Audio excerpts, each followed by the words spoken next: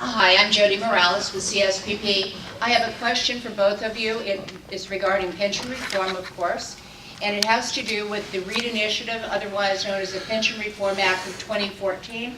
And I'd like your opinion about it being on the ballot and what you would do to support it if it is on the ballot. Thank you. Let's start with Paul. Thank you.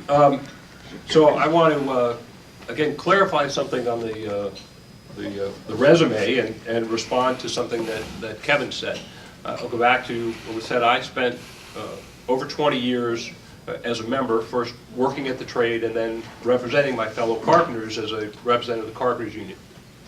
It's important to understand this distinction. The Carpenters Union is a private sector union. Our employers can and do go bankrupt. And so a successful union, like the Carpenters, recognizes management as a partner and a mutual interest in success. So, I mean, it is entirely possible to sort of bargain yourself out of a competitive position, and that makes no sense.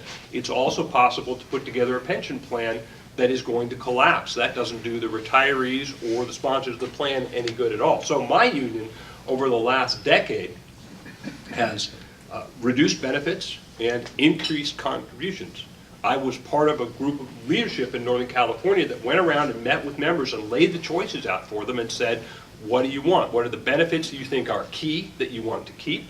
And what are you willing to pay for that? And are you willing to forego a wage increase and put that money into the pension?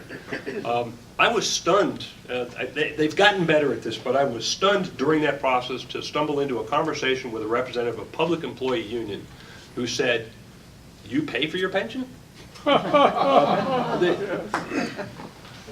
We need to get to a place, and I think there's been tremendous progress in this. I don't know that they've come far enough. We need to get to a place where public employees understand that pensions are a cost item, and it has to be seen. And every body that I've served on, I have pushed, you have to look at this concept of total compensation.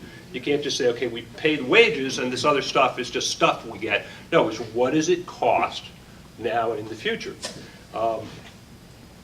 As far as the REIT initiative goes, there are aspects of that I'm interested in. I think that there are some ways that it was drafted that cause me concern, but we're going to have to deal with how public pensions are structured. There's just no question about it. There's been good strides, and I commend Governor Brown for the work that he's done. The conversation is far from over. And I'll just tell you, I'll end with this, which is a little bit of insight into what my union did, which is that instead of saying a pension is just worth X amount every year you work, or it's worth some multiplier of the last 3 years you work, you get a pension credit for each year you work, which is based on the contribution that year and the return on investment in that year. And then you add up the value of each of those years. Some years it's higher, some years it's lower, even if you worked more hours. But you add up the benefit of all those years when you retire, and the money's already there because you've fluctuated not only with the hours worked and the contribution rate, but the return on investment as you've gone. And that's what a lot of private pension programs that are still in existence are doing. That may be a way out. Kevin.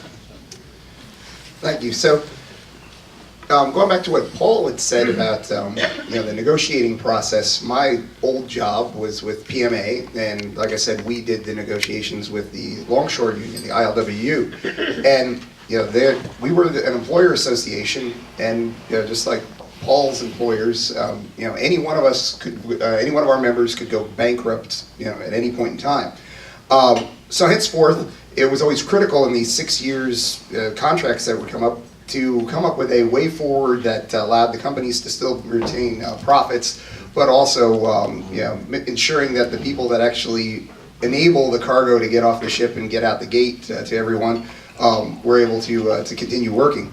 So the longshoremen, they did something which I thought was probably one of the best decisions the ILWU ever made when they broke away from the ILA, which is the East Coast Union, decades ago. They turned control of the pension program over to the Employers Association. Having it sit in the union hands, they felt was too much temptation, and we've seen a lot of shenanigans with the ILA over the years, with golden parachutes for union officials, et cetera. So they have been very successful as a union in terms of being able to look forward and have a good pension. But that's based on the fact that the employers recognize that there's a level of contribution that needs to go in there, and the employers realize that they need to make a profit.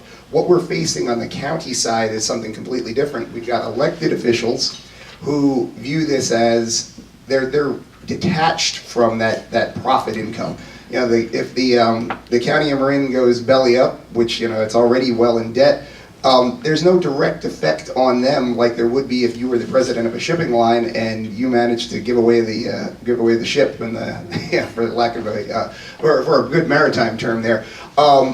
There's no accountability. So we were looking at a county total retiree related debt, I think of somewhere like in the neighborhood of $860 million. I mean, it's just ridiculous. That's not to say that people who work for the county are not deserving of a pension. That's an important component of any job. But the responsibility is upon our elected officials to ensure that this is a sustainable way forward. So from the Marin Republican Party perspective, any proposal that's put forward that achieves that sustainability for a pension perspective is something we would definitely support.